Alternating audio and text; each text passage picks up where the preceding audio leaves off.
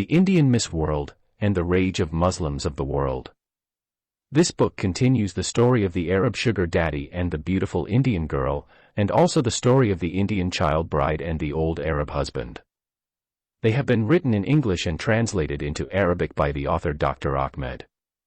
This story resonates with genuine love, strong resilience, and steadfast courage. I invite you to accompany me as I continue narrating the story of the rare, fabulous beauty of the Indian girl, Ifat Khan, and her extremely beautiful mother, Rehana Khan. Before we dive in the tapestry of the story, I would like to remind the reader this novel is narrated in 6 books. 1. The Arab Sugar Daddy and the Beautiful Indian Girl. 2. The Indian Child Bride and the Old Arab Husband. 3. The Indian Miss World and the Rage of Muslims of the World. 4. Christina and the Complete Jew. 5. The Tears of God, Jews, Blacks, and Muslim Women. And 6. The Hidden Life of the Prophet Muhammad. This is an intriguing epic story which exhibits resilience, love, and sacrifice. Book 3. From a Slum Girl to the Queen of the World Beauty. Copyright. All rights are reserved. No part of this book may be reproduced, stored in a retrieval system, or transmitted in any form or by any means without the prior written permission of the author except by a reviewer, who may quote brief passages from a review for printing in a public newspaper, general magazine, school journal, or university article. All characters in this novel are fictional and any resemblance to actual persons, living or dead, is merely coincidental. Chapter 36. The Conspiracy of the Muslim Terrorists. The dictionary defines analepsis as a literary device in the narrative, in which a past event is narrated at a point later than its chronological place in a story. Before we proceed with the miraculous escape of Miss World and her Hindu mother from the Muslim terrorists, we must give a brief analepsis. Aphrodite's short stay at a house in Baroda city made an extraordinarily strong impression on her Hindu auntie Lakshmi Patel. She is impressed by her beauty and the fact that she seems a courteous and loving girl. A bank balance of over 550 crores of Indian rupees, overseas property, and a Miss World crown on her head has only convinced Lakshmi that she will make a perfect daughter-in-law. Not that they are related by blood or anything, she is, after all, adopted. Never mind that she is a Muslim. Miss World has all the monetary and physical assets that make her an ideal Indian bride except for one drawback: she is a Muslim girl. But that one drawback has been ignored due to the other unmatchable worldly qualities. Lakshmi lost no time asking Rani to give her beautiful daughter in marriage to her highly educated son who is studying medicine at Harvard University in the USA. Rani liked the idea and agreed in principle.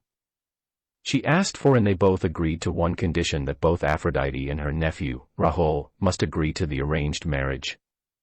She does not believe in the idea of forced arranged marriage and Aphrodite may object to it, given her past 2 abusive forced marriages with her evil Muslim husbands Sheikh Ahmed and Mahmud Khan. The wise woman Rani, of course, has not talked about Aphrodite's past. It is not as if she has all the time in the world to be telling detailed stories to her sister. There will be plenty of time for that later. Her sister indulges herself in her business and seldom pays attention to worldly events. She just told her that she came to know Aphrodite through her late son, Samir Krishna Khan, who also acted as a leading hero in her first movie. She narrated to her sister how her son fell in love with Aphrodite, which led to his cold-blooded murder by the tyrant of Bollywood Javed Khan. She filled her in on some of her backgrounds and shared that Aphrodite was born to and raised in an Indian Muslim family living in Iran. When Aphrodite disobeyed her strict Muslim parents and joined Bollywood, her Muslim family disowned her.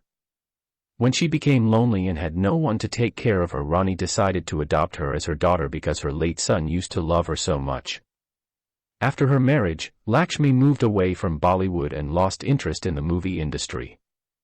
Little did she know that Aphrodite's story was just an abbreviated tale.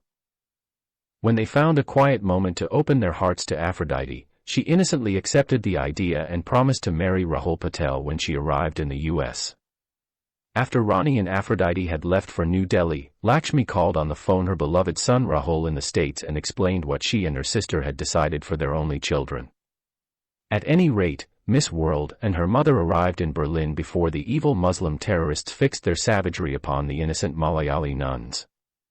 It was early in the morning when their plane landed at the Berlin Tegel International Airport. They went to a nearby hotel and checked in. The Hindu mother knows that for them to apply for U.S. visas, they need to have a local Berlin address. After a few days in relative peace, life took on a slower pace and the two began to look for an apartment to rent. Leaving the hotel, the two Indian women made a quick tour of the city to get accustomed to their surroundings and temporary residence. The sight of thousands of traditional women clad in black burqas and men draped in Arab robes and having long beards reminded them of the need to keep their guards up. From that point, neither should one step out in public without being veiled and in what is their only protection, black burqas. The risk of Miss World being recognized and retargeted by Muslim terrorists is just too high in Europe too. The wise mother came to the uneasy conclusion that Muslim hardliners are a deadly disease spreading among people who have no natural resistance to them. She now understood that they are mired in what is a worldwide plague and that terrorism has been the forefront and symptom of the militant Islamic culture for over 1400 years, almost since its inception in the Sahara Desert. Mother and daughter remained held up in their hotel for an uneasy week before they managed to find an apartment in an area mainly inhabited by whites. The rent is exceedingly high, but the mother preferred to pay for the relative security than to opt for a more reasonable unit in an area teeming with Muslim immigrants from Turkey, Middle East, and North Africa. After receiving their keys, Ronnie and Aphrodite made their way to the American Embassy in Berlin. German efficiency must be not infectious because they have been given their application forms almost immediately. The wise mother reminded her daughter to apply as a businesswoman who would like to start an import-export business between the nations of India and America.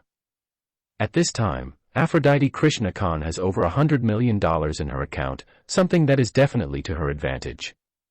Accordingly, instead of the projected 6 months, the fugitive Indian women Ronnie and Aphrodite completed the U.S. immigration process in 2 months. The process has been accelerated by Aphrodite's choice for a businesswoman visa. She attached a copy of her Swiss bank account in Zurich to her visa application to prove financial independence.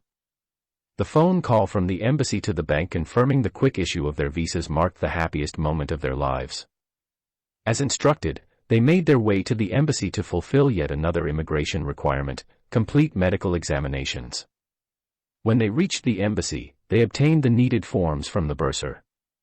They are told that the issue of their visas depends on the results of their medical examinations. They are also told that their visas are contingent on police clearance, pending a report from Mumbai police. Then the mother and daughter went to a medical doctor sanctioned by the American Embassy. The medical results have been received after 2 weeks by the medical team at the embassy. With OK police clearance from Mumbai and an official clean bill of health, their immigration visas have been finally issued. With their visas in hand, the mother and daughter approached the nearest airline office and booked their flight. Their trip to the United States of America has been scheduled to take place 11 days after the issuance of their visas. Ronnie decided to fly with her daughter to Cambridge University in Massachusetts, where her sister's son, Rahul Patel, is studying medicine. She decided to surprise him and start making arrangements for his happy marriage to her extremely beautiful daughter as soon as possible. She and her elder sister had agreed that if both Rahul and Aphrodite consented, then the wedding should be held immediately. Lakshmi Patel, of course, has to fly over from India to the States if and when the marriage should take place. This time around, Ronnie Krishna has decided not to phone her sister to inform her about their immigration status. She wants to surprise her too. She wants to let her nephew be the one to break the good news to his mother and announce his decision to accept the arranged marriage and her daughter's Kabul. She continued making plans, and somewhere beyond the Atlantic Ocean, she decided to bunk in with her nephew in his apartment with her daughter until they could find a nice apartment in a Muslim-free neighborhood. Ronnie bought beautiful gifts for her nephew and decided to let Aphrodite take the credit. When only 3 days remained for Ronnie and Aphrodite to fly to their safe sanctuary, something unexpected happened. It is early in the morning when their apartment has been raided by the German police. It is on the day they have planned to take their last tour of the city. The plan has been hindered by 3 policewomen and 2 policemen blocking their doorway. The happy mother opened the door. For the last couple of months, they have not received even one guest. The Hindu woman Ronnie opened the door thinking that it was merely someone who needed directions to a place he was looking for. Aphrodite is taking her morning shower in the bathroom. She woke up late from all last night's shopping. The Berlin police asked for an Indian woman by the name of Rani Krishna. The mother responded to them saying, "I am Rani Krishna. Ma'am, we need you to come with us to the police headquarters. We have a warrant for your detention." What have I done? All will be explained at police headquarters. Please cooperate immediately or we will have to forcibly arrest you. While the police officers are talking to Ronnie, her daughter Aphrodite overhears the stern exchange and comes running out of the bathroom. She did not understand what they had said to Ronnie, but she knew they were police officers. She saw the German police in their uniforms many times and hence recognized them when they showed up at their apartment. Therefore, Aphrodite began to shake and sweat. She remembered the terrorists who caused them to flee out of India. She thought that somehow there was a connection between the police officers and the terrorists who wanted to kill her in India. Ronnie perceived the indescribable fear in the face of Aphrodite and hence talked to her in Hindi and assured her that there was some misunderstanding. Then she told her to quickly put on her dress and come with her to the police station. The loving mother does not like to leave her beloved daughter alone for a second. Aphrodite does not have the coping skills to deal with both the situation at hand and their long-standing problem with the terrorists. Anyway, the Hindu woman expected to clear up the misunderstanding soon and return with her daughter to their apartment and continue their preparations for their soon departure. Neither one of them could have anticipated the events of that day. At the police headquarters, the German police told Ronnie that she was accused of murdering her sister Lakshmi Patel in Baroda, India. Ronnie froze, unable to digest the fact that her sister had been murdered. The German police officer went over the details of how her sister was beaten, raped, and murdered in her mansion and all her guards and dogs were killed too. According to the German police authority, the arrested suspects confessed that they were hired to do the job by an Indian woman called Rani Krishna. The motive of the killing is a robbery of the late woman's wealth, money and gold. Known to be missing are her jewelry and many costly household items. The suspects alleged that the valuables were given to Rani Krishna. The suspects also admitted to receiving a large amount of money from Rani upon completion of the murder and robbery. It is the Muslim terrorists of the devil incarnate Dawood Ibrahim who supplied information on the sister location which led to her capture.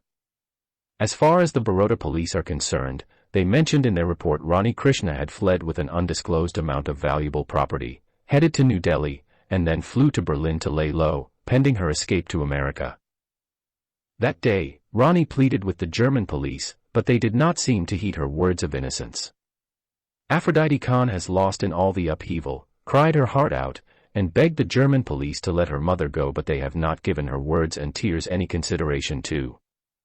They simply told Aphrodite that she was free to go. Her name is not mentioned in the Indian police report that was sent to them. Her suspected mother, on the other hand, has to be extradited to India by Interpol at the earliest convenience. Aphrodite continued to beg for her mother's release. Rani herself is silent, knowing that the net of the conspiracy is closing in on her, cast by Dawood Ibrahim's terrorists and the corrupt Indian police. Rani Krishna, her mind still working like clockwork, realized that her adversaries were expecting both mother and daughter to be shipped back to India. Turning to face Aphrodite, she spoke clearly and firmly in Hindi and in a tone that told her daughter to listen carefully and not interrupt. Aphrodite is to carry on with the plan of escape to the States.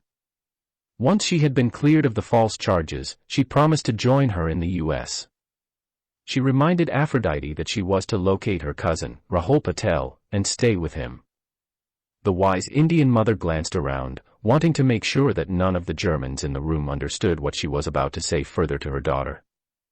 Then the detained Hindu mother Rani Krishna told her adopted Muslim daughter Aphrodite Khan that her name, from this point on, is to be Amrita Khan, and never to reveal her identity as Miss World to anyone or let any human being know that she has millions of dollars in her foreign bank account.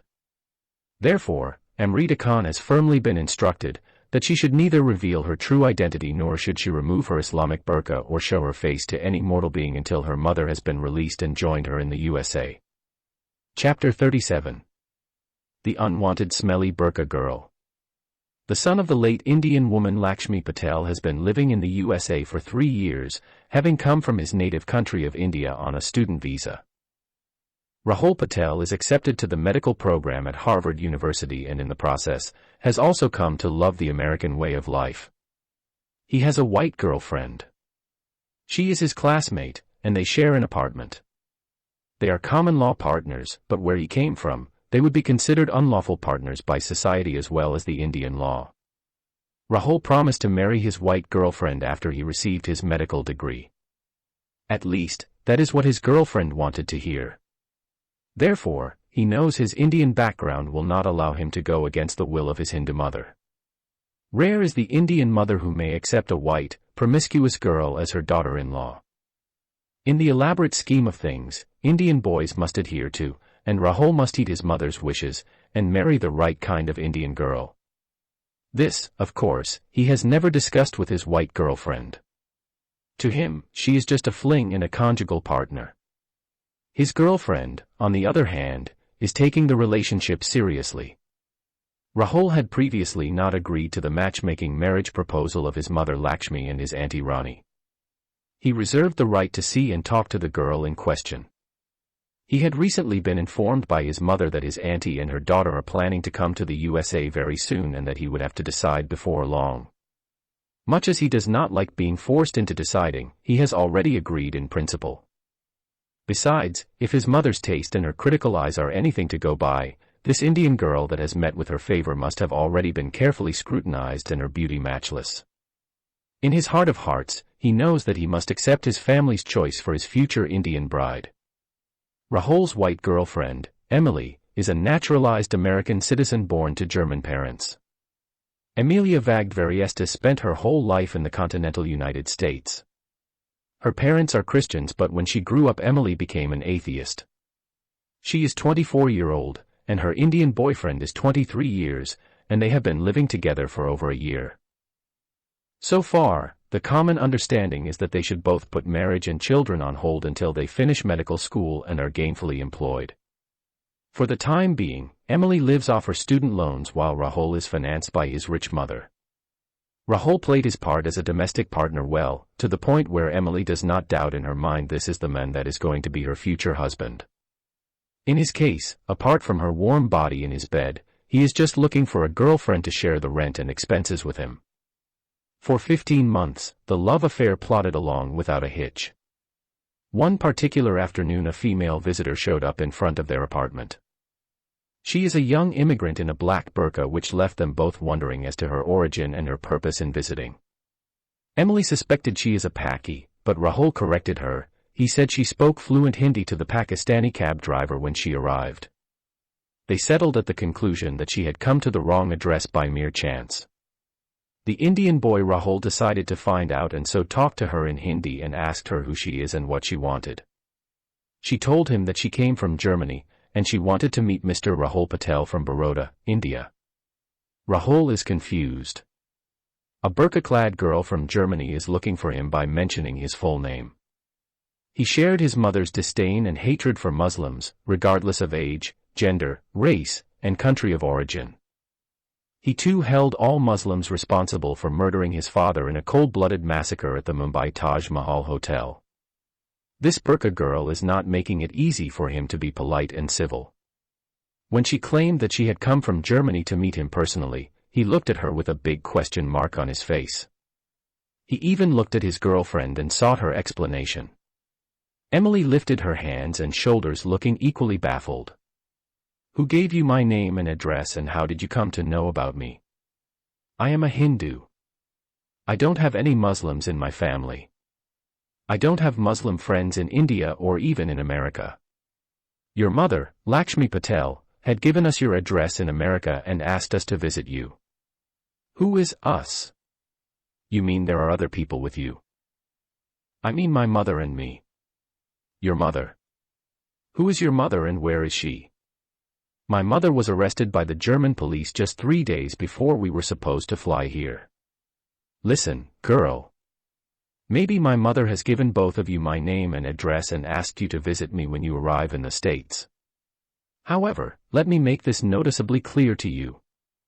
I do not want anything to do with Muslims. I do not want to know why your mother was arrested in Germany, and I don't want to know who you are, or what your name is. I suggest that you go back to your Muslim relatives and don't ever come here again. I have no relatives.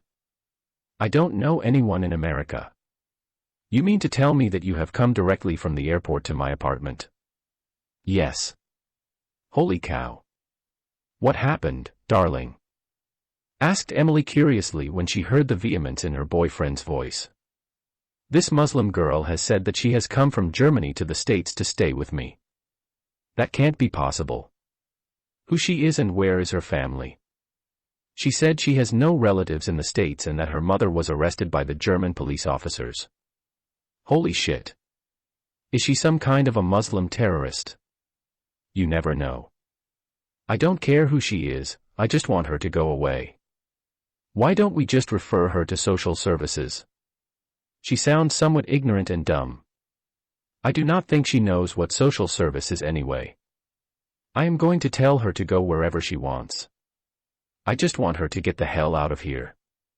I do not want to see her in her ugly demeaning black burqa in front of our apartment again. I am incredibly angry with my mother. I have told her 100 times not to give my address to any fucking Indian coming to the States. Once she gave my address to a Hindu guy who came and stayed with me for 6 months without spending a single dollar to help pay rent or food. I had to kick him literally out on the streets to get rid of him. Worse, my Hindu mother knows how much I despise Muslims. I don't know why she would give my name and address to this fucking burqa girl. Okay, my dear boyfriend Rahul, let us just take her inside, and then we can call social services to deal with her. We are not running a halfway house or a soup kitchen. If social services say this is not within their jurisdiction, then we can just refer her to the Muslim community. There are plenty of mosques in town, we can drop her off at any of them. Yeah, that's a good idea. You know, I am just going to call my mother the moment we get rid of this stupid Masla girl. I am going to change my address and phone number, and she will just have to write and call me care of the university. After Rahul and Emily decided what to do with the unwanted female guest, they asked her to come inside. As they made their way across the threshold, the Pakistani cab driver honked and yelled at her in Hindi, asking her to pay her fare. She stared at him, wondering what all the commotion was about. Rahul noticed her indifference and approached the cabbie, asking him in Hindi what the trouble was. The cabbie told him that his fare was penniless and had not been paid by the female passenger that he had brought her from the airport. Rahul took a moment to speak with his girlfriend and then paid off the cab driver. Inside their apartment, the two lovers served a soda to their unwanted smelly girl who was in a burqa. They have not asked if she had her lunch on the plane or whether she was hungry. After that, Emily brought the phone book and searched for the local social service office number. When she found the number, she asked Rahul to make the call and report the case of the intruding Muslim girl who came to his apartment. The social service office told Rahul that they can only take care of refugee immigrants who have been brought by the American government for resettlement in the USA. Those situations are dealt with at the airport, where their representatives will arrange for transfers to various refugee shelters or prearranged housing. A quick computer check told social services that the girl in question does not flag any lists on their computer and she is not shown to be an alien resident. They ended the conversation by telling Rahul that they could do nothing for their Indian female guest. Rahul is incensed by the response of the representative and tells them that he is a student living on a limited budget, provided for by his widowed mother in India. When he failed to get any sort of positive response from social services, Rahul suggested that they just ask her to leave immediately and never return to their apartment. However, Emily intervened and pleaded with him to let her stay for a day or two until they could find some charitable Muslim community outreach program to take her in. Against his wish, Rahul agreed to keep the burqa girl in his apartment. He told his girlfriend that they should try to know more about their unwanted female visitor before they allowed her to stay in their apartment. He is scared that she might have been faking her situation and is suspicious she might have some kind of terrorist link. So, he tried to get to know more about her. She has already told them that her name is Amrita Khan. Then they asked her to tell them why her mother was arrested by the German police. She said that her mother is falsely accused by the police of killing her sister in India and robbing her of jewelry and other costly things. Her answer does not make any sense to them. Instead, it frightened them. They decided not to ask her any further questions. While Rahul has a problem with all Muslims in the world, his white girlfriend has an issue with all immigrants from the third world. The girl Emily believes that immigrants from Asia and Africa are backward, uncivilized, lack good manners, and are unhygienic people. She also believes that their clothes have a foul odor, and they eat smelly food too. For that reason, she convinced her boyfriend not to allow Amrita Khan to sleep in their apartment. Their apartment has 2 bedrooms and a living room. Nevertheless, Amrita Khan is forced to sleep in their small garage. It was during the summer season when Amrita came to stay with them. The unrelenting heat kept her awake for a long period and the insects feasted on her flesh throughout the night. There is no fan in the garage. Even during her captivity in the mansions of her 2 evil captors, Amrita was never forced to sleep in a place made for keeping cars. There are 2 cars in the garage. Amrita had been given a blanket and a pillow and nothing else. She slept in a small corner in the hot garage. Worse than that, the unwanted Burqa girl happens to be starving to death. She has some candies and cookies in her big bag, but she does not know where her hosts have stored her luggage.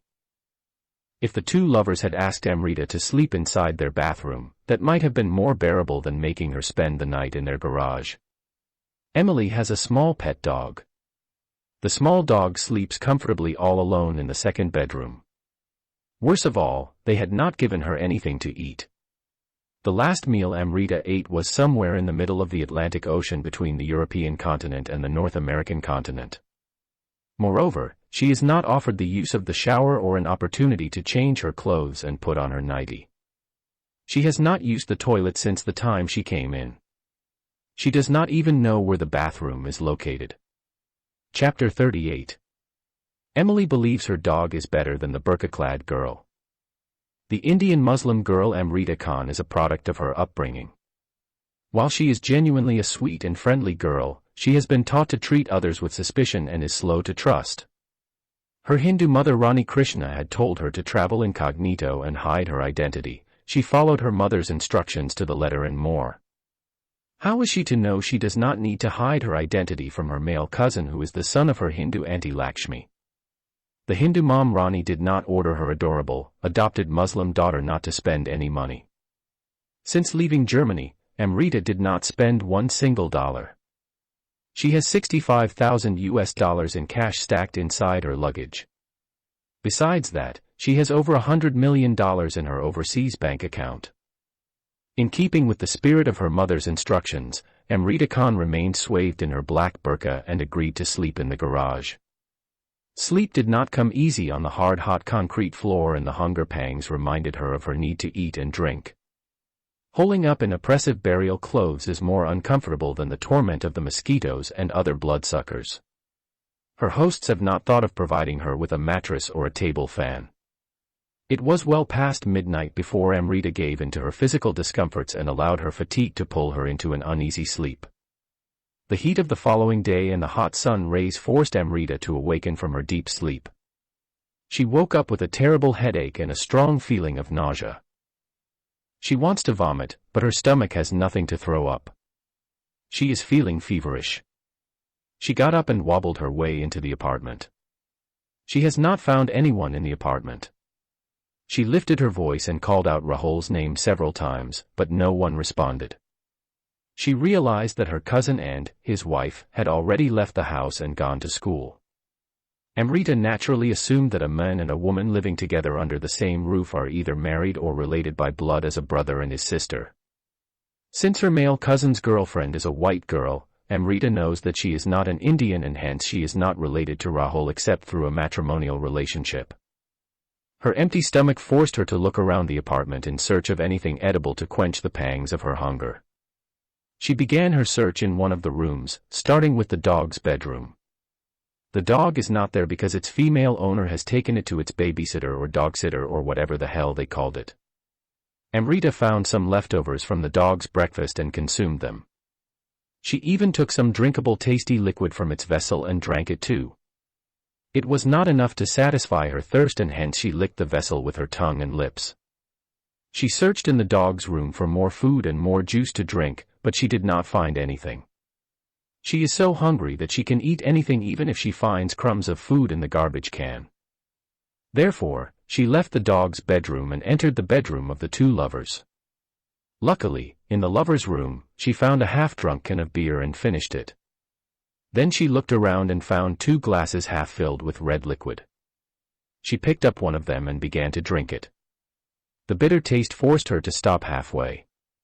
Her thirst forced her to finish it. After that, she picked up the other cup and drank it too. After that, she saw a half bottle with red liquid in it. She lifted it and looked at it for a while. Not knowing what it was, she began to drink it. It had the same bitter taste, but she decided to finish it too. After that, the unwanted female guest left the lover's bedroom and went into the living room. Then she found a half-consumed sandwich in the garbage can and she devoured it too. Finally, she sat on the comfortable couch and began to stare blankly at the huge TV screen in front of her. The TV is switched off. She began to feel everything around her moving, severely affected by the alcohol she had just ingested. This time, she extended her long legs to the length of the sofa and laid her body to rest on the comfortable couch. The air-conditioned living room made her feel very sleepy. She wished that her cousin and his wife would have allowed her to sleep in the living room instead of the hot garage. The comfort of the big leather couch, the air-conditioned living room, and the alcohol she drank rid Amrita of her head and body ache she had sustained throughout the night, along with the effects of the heat and the torture of insects' bites. The dog food and the garbage sandwich she has gulped down are enough to satisfy her hunger. She is now fully satiated but inebriated. She began to sweat despite the chill of the well-air-conditioned apartment, giving into the seductive comfort of her surroundings. She tossed off her burqa and stretched out in her salwar kameez. She tried to stay awake, but she could not. She soon fell asleep and immediately began to snore so loud that she could be heard by the neighbors. Meanwhile, Rahul and Emily, after finishing their classes, went to a nearby mosque and reported the case of the homeless Muslim girl who came to their apartment last evening and asked for help. Rahul informed the imam that he is Hindu and has no relationship with the Muslim girl. He also presented his girlfriend as born to a Roman Catholic family, but she does not believe in God. Consequently, he requested the imam to send some people from the mosque to his apartment to see about the homeless girl and provide shelter for her. The imam told him that the mosque was not a place for homeless women. He told him to advise the homeless Muslim girl to approach social services for help. Rahul said he had tried that, only to have social services tell him that they were unable to help. The imam said to him the mosque can do nothing in this case. He also told him that the mosque has no funds to provide help and shelter for Muslims with problems like this. Despite that, the imam admitted that the mosque occasionally offers temporary shelter for Muslim men who have no place to stay. But in no uncertain terms, a Muslim woman cannot be allowed to sleep inside the mosque no matter what her circumstances may be. Then the Hindu boyfriend and his atheist girlfriend wanted to know why the mosque discriminates between Muslim men and Muslim women. But the imam told them that it was none of their business and tried to kick them out of the sacred ground of his office. The mosque's imam is a Pakistani man and very unfriendly and mean. When the two lovers told him they did not like his unfriendly attitude, he said to them, "Then take your unwanted Indian burqa girl to sleep in either a Hindu temple or a Christian church." Then he threatened to call the cops on them if they did not leave. When the Islamic mosque refused to help and its imam kicked them out, the white girlfriend Emily agreed with her Indian boyfriend Rahul that it was high time to kick the Muslim burqa girl out of their apartment into the streets. She said that, if she refused to go, they should immediately call the cops on her. Rahul concurred, driven more by the fact that he simply does not wish to spend money keeping a Muslim girl as a parasite in their garage. As soon as the two lovers arrive at their apartment, they are surprised to find their unwanted female guest sleeping in their living room instead of their garage. She is lying on her back with her black burqa on the floor. She is in her salwar and kameez with her legs exposed bare to the knees. One of her legs is stretched out over the back of the couch and the other is bent at the knee. Both lovers are struck by her marvelous beauty. They had not seen her face before that time. She appeared to Rahul like a princess in a fairy tale. He could not believe that a human being could be so beautiful. Staring at her, he is convinced that her face far outshone that of Aishwarya Rai of Bollywood and her sexy body surpassed the body of the Indian former Miss World Priyanka Chopra. She is even more beautiful than the Egyptian Queen Cleopatra and the goddess Aphrodite of Greek mythology. They all would just have to be content with second place compared to this new vision of loveliness. He did not even remember he had seen a Miss World that was exceedingly lovely and sexy as this burqa-clad Muslim girl. The more time Rahul spent admiring the sleeping beauty laid out before him, the more sexually aroused he became. His white girlfriend Emily, on the other hand, began to see a threat and lost her temper. She rushed to the sleeping form of a young woman and dragged her off their couch. Amrita Khan fell off the couch with a thud and woke up thinking she was in the grip of a horrifying nightmare. As the face of the angry white girl slowly came into focus, she put two and two together. She stood up quickly and looked blankly at the angry American girl. She does not understand why she has been assaulted. Emily is screaming in her face and yelling at her in English. Amrita could not grasp a word of what the angry white girl was saying to her. It was Rahul who intervened and told her in Hindi that she should not be supposed to sleep in the living room. He said to her that the living room was not a place for sleeping. She said to him that she was sorry, but she was tired and sleepy and could not help it. It is abundantly clear that Rahul's attitude towards the burqa girl has changed after seeing her without her demeaning niqab. His hate for Muslims seemed to have been displaced by thoughts of her on his bed. It will simply not do to kick her out now. How can he chase this most sexually appealing young woman of his dreams out of his life?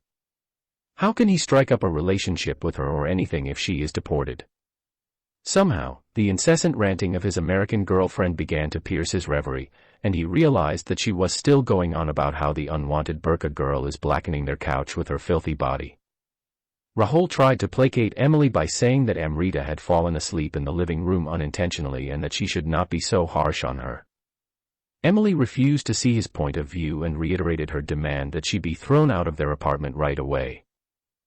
Rahul told her that it would be improper and unfair to kick such a young homeless Indian girl out on the streets when she has nowhere else to go and probably does not know the English language to survive on her own.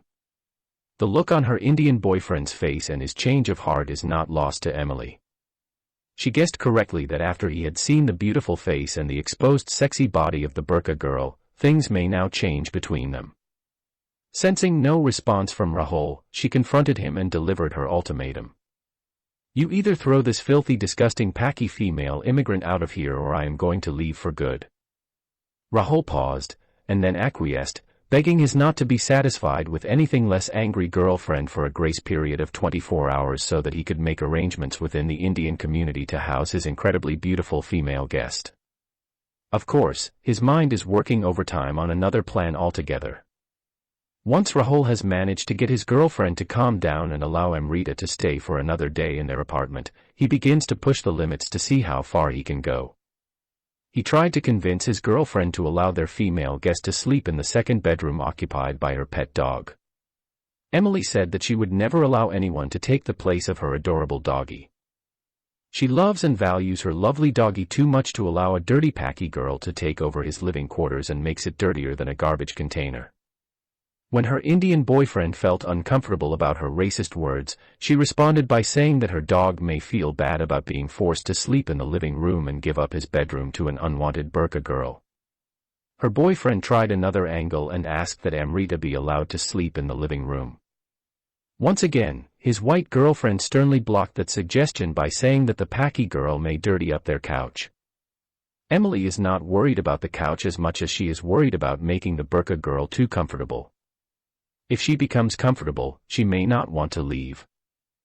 With neither one willing to give in, a long argument ensued which culminated in the decision to allow the unwanted Muslim girl to sleep in their kitchen. Then the Indian boyfriend convinced the American girlfriend to allow the extremely beautiful burqa girl to have dinner in the kitchenette.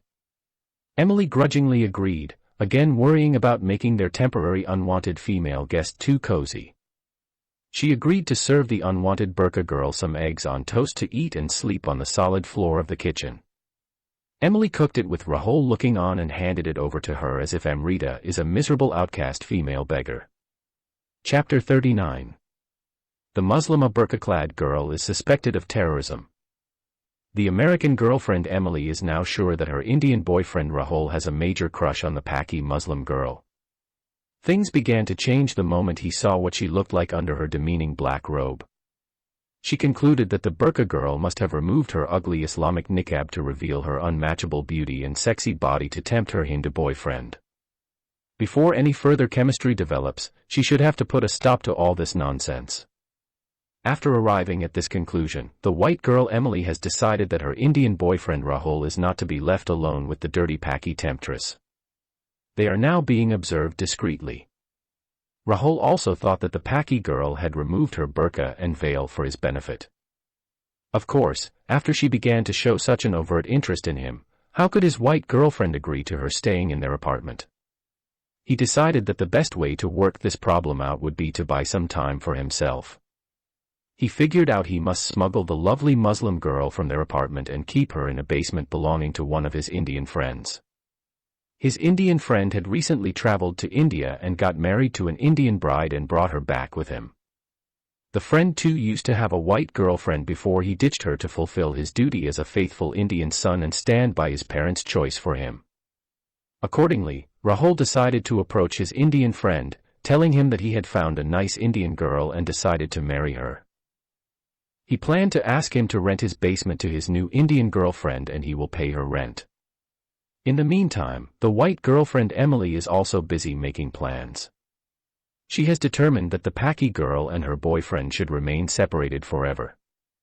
She already heard some stories from her American girlfriends that Indian boys are quite capable of having an interim girlfriend before being called back to India, only to return with an Indian bride in an arranged marriage.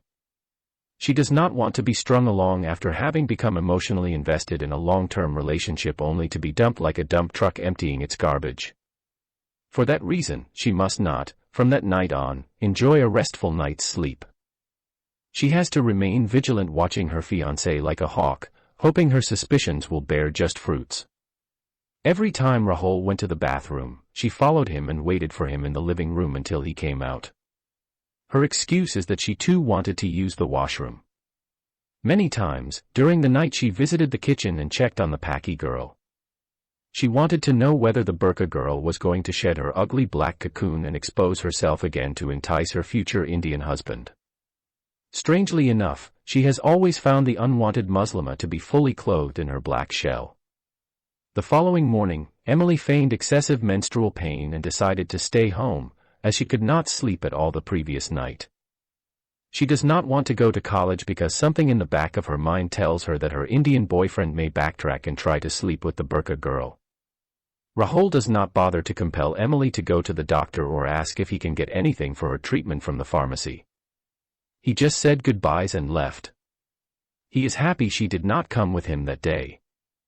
Instead of going to his classes, he set about putting his secret plan into action. He headed directly to the Indian couple he had in mind and told them about the beautiful Indian girl who came to his apartment.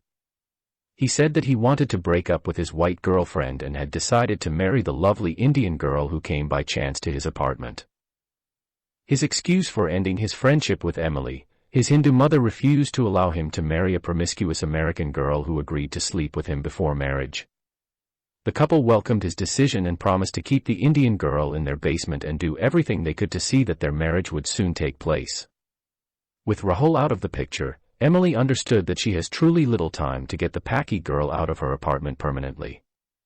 She went to the burqa girl who was still sleeping on the floor of the kitchen and woke her up. Then she took hold of her hand and dragged her to the bathroom. She showed her the tub and the soap. That was done, she opened the shower and filled the tub with water. Amrita Khan understood that the white wife of her male cousin wanted her to take a bath. She has not had a bath for 3 days. She was afraid that if she used the bathroom and had a bath without someone giving her permission, her cousin's white wife may not like another strange girl to use her tub. For that reason, she waited for someone in the house to ask her to take a bath. So, she becomes glad when her cousin's wife asks her to use her tub so she can bathe herself and remove all the accumulated dirt from her body. After that, the cunning white girl Emily locked the unwanted burqa girl up inside the bathroom. She does not want the Paki girl to come out of the bathroom until she can carry out the next step of her secret plan. Then she went to the kitchen and began to search for something suspicious she may find in her small handbag and other luggage of the Paki girl. The first thing she discovered was Amrita Khan's passport with a different name from what she had told them. She read the name with great amazement, Aphrodite Krishna Khan. During her relationship with her Hindu boyfriend, Emily understands that those three names cannot be together in somebody's name, because Aphrodite is an English name, Krishna is a Hindu name, and Khan a Muslim name. She knows that neither a Hindu would use Khan, nor a Muslim would use Krishna. Her surprise mounted when she found the $65,000 in cash stashed in her belongings. She thought that a girl with such a huge amount of money would not agree to sleep one night on the grounds of their garage and another night on the solid floor of a kitchen unless she was a madwoman or criminal. Moreover, she knew no rational human being would stay more than 24 hours without food when she had $65,000 in her bag. Emily could only come up with three possibilities. First, the money is counterfeit. Second, the burqa girl is involved in drug trafficking. And third, the Paki girl is going to use the money to finance some terrorist plot. After making her hasty conclusion, Emily picked up the phone, immediately dialed 911, and reported to the police the possible terrorist activities in her apartment. Amrita Khan had already been imprisoned inside the bathroom before the police came. She took her bath and tried to come out, but she found the door was locked from the outside. She knocked on the door and called in Hindi for someone to come and let her out. But no one responded to her call. She sat for more than 1 hour inside the bathroom after she finished her bath. When the door is finally unlocked, Amrita is frightened to death when she sees the face of the person standing in front of the doorway. She expected to see the white face of her cousin's wife. Instead, she saw the face of a black person who had a body and face of a man, but the chest of a woman. If it is not for her huge boobs, Amrita would have mistaken the female police officer for a man. She has been freed from her temporary prison into a more permanent dungeon. Amrita began to shake with fear and in her distraught state of mind thought that the huge black woman was a female burglar who had broken into the apartment and assaulted and murdered her cousin's wife and was about to attack and kill her too. Her fear intensified when she saw 3 policemen, 2 other policewomen, and 1 large dog, which she thought was a lion. So, instead of coming out, she retreated and began to cry out loud and call for help in Hindi. The huge policewoman went in after she took hold of her hand and dragged her out. When she was forcefully brought out, another cop placed 2 handcuffs on her hands. When they took her into the living room, Amrita saw her cousin's white wife sitting comfortably on one of the sofas. She talked to her in Hindi and begged her to tell those people who dragged her out of the bathroom and handcuffed her to free her hands because she had committed no crime. Emily ignored her tears and continued to watch the arrest of the burqa girl as if she were watching a horror movie about a dangerous female terrorist. Chapter 40. A plot to murder a suspected Muslim terrorist girl in jail. The American cops waited until Rahul returned to his apartment. During their wait, they took the statement of his American girlfriend. Emily made up a big story about the so-called Muslim female terrorist. She added many things to her statement that is not true at all. She said the girl had come to their apartment and stayed with them although they had not known her before. She said further that someone in India gave her the address of her foreign boyfriend and told her to go there and meet him. But Emily said that her Indian boyfriend is a Hindu, and this lying girl is a Muslim. Although they told her to go, she refused to leave. They tried to send her to a mosque, but the imam was scared to take care of such an unknown and suspicious Muslim girl like this one. He was the one who advised them to hand her over to the police to deal with her. Additionally, Emily said the Muslim girl told them that her Muslim mother had been arrested in Berlin City on the day she was supposed to fly with her to America because she murdered her sister in India, stole her money and gold, and fled to Germany. She hired some Muslim terrorists to carry out the homicide of her only sister. When Rahul arrived at his apartment, he was terrified to see there were 6 police officers and a huge brute in his living room. He saw the lovely Amrita Khan kneeling on the floor while her hands were handcuffed behind her back. She is on bent knees and extremely petrified, as if she is praying to the devil to rescue her from her detainers. She is not wearing her ugly black burqa. She is in the same salwar and kameez that he saw her on the previous day while she was lying half-naked on the couch. Although her face is unveiled, she appears to him as a different girl. She looked so frightened. Then his eyes saw his white girlfriend. She appeared calm and happy, her face gleaming with satisfaction. Before he can ask Emily to tell him what is going on, one of the police officers asks him what relationship he has with the suspected Muslim girl. He said that he knows nothing about her except that someone in India gave her his address. He also said that he is trying to help her find a shelter to go to. The police explained to him why they decided to detain her for further investigation, to lie about her real name and the huge amount of money that had been found hidden in her bag. Rahul is shocked when he hears that the burqa girl is hiding $65,000 in her bags and that her real name is not Amrita Khan, but Aphrodite Krishna Khan.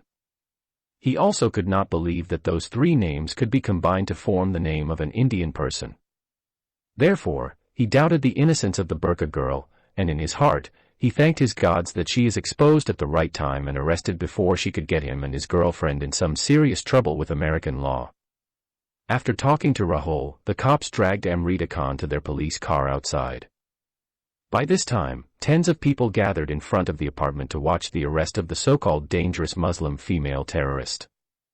Emily requested the cops to take the luggage of the burqa girl. She said she was scared the Muslim girl might have some explosive device inside her bags. Although the police officers knew that their dog had not sniffed such dangerous things, still, they agreed to take the suspected Indian girl and her luggage to their detention. In the third world, the most dangerous place for a detainee is the interrogation room. If a beautiful young girl like Amrita Khan can survive the beatings, gang rape, and violent extraction of the so-called truth by ruthless police interrogators, she can survive any kind of torture and abuse after that. However, in the first world, the most fatal place for the suspect is inside the prison itself. In Western countries, inmates detest 3 types of suspects. Those held for violence against women and children, criminal pedophiles, and terrorists. If it appears that the suspect is detained under the charges of domestic violence against women or child abuse, then he may be murdered by his jail inmates before the final date of his trial. Likewise, if the suspect is arrested under the charge of a terrorist plot, then he or she may be strangled to death by one of his or her dorm inmates before coming to trial. To avoid premature judgment, such detainees are often placed in solitary confinement. Amrita Khan has been interrogated on the same day she is held in custody. The police used a female Hindi-speaking interpreter and questioned her on the charges and accusations of being a female terrorist or a female drug dealer which Emily the complainant has lodged against her. Unfortunately, she is not able to give any justifiable answer to any of the questions she is asked. Her answers are vague and reveal that she is very childish and does not know what she is saying in many cases. Even an Indian girl who comes directly from a remote village in India to the States may talk better than her. For that reason, the police decided to detain her for further investigation. The investigation into her case led to official inquiries and requests from authorities in all cities she had previously lived in or visited for short periods, such as Mumbai, Asmara, Tehran, Zurich, London, Paris, Baroda, New Delhi, and Berlin. Through the Hindi female interpreter and the visas in her Indian passport, the American police came to know about the foreign and local cities the suspected Muslim girl had visited before arriving in the States. While the police are awaiting official reports from the FBI and overseas, Amrita is detained in a maximum security penitentiary. Most of the female detainees in the prison are dangerous female gangsters and notorious criminal women. Unfortunately, the police department in Cambridge has not kept the suspect Aphrodite Krishna Khan in a separate cell but kept her in a dormitory crowded with streetwise repeat female offenders of the worst types. There is not a single female detainee in her dorm that can speak any of the languages that Amrita Khan understands. She can speak English but with a heavy Indian accent that made it difficult for her American guards and female inmates to understand. For that reason, she is treated with disdain and mockery. Some of the suspects hate her for her unmatchable beauty and others for her racial background. Her life became subject to danger after one of the guards inadvertently blurted out why she was being detained. When some of the gangsters found out the Indian girl was a Muslimah and arrested because she was planning to carry out a deadly terrorist attack on the city, they vowed to murder her before the final day of her trial. A ruthless leader of one of the American women's gangs determined she should kill her by strangling her while she was asleep at night. The dangerous leader happened to be a huge woman with a muscular build. She is a white woman originally from Colombia, but her gang included black, Mexican, and white women. She decided to suffocate her with a pillow and just sit on her. Oddly enough, she felt good about being able to uphold justice in a criminal justice system from the inside. She claimed that it is her divine call to administrate vigilante justice against a dangerous enemy of her beloved country America. To make sure that no one can interfere to save the Muslim terrorist girl, the gang ringleader informed the dormitory inmates that no one should call the guards or try to stop her. The word is passed among the guards who are supposed to cover the night shift that she will kill their relatives on the outside if any one of them dared try and prevent her from killing the Indian terrorist. All the inmates in the dormitory lockup came to know the lovely Indian girl was going to be murdered during the night. Even so, none of the suspects and convicts dares to prevent a cold-blooded murderer of a suspected foreign girl. All the guards are made aware of the murder plot against the Indian girl. Likewise, none of them has the guts to do their job to protect the suspected victim. She should not remain innocent until proven guilty, but she must die before the investigation in her terrorist case has been finalized and brought before a judge to render his final verdict against her crime. The Muslim terrorist suspect, Aphrodite Krishna Khan, is the only one in the penitentiary who does not know that she is going to die in the middle of that night.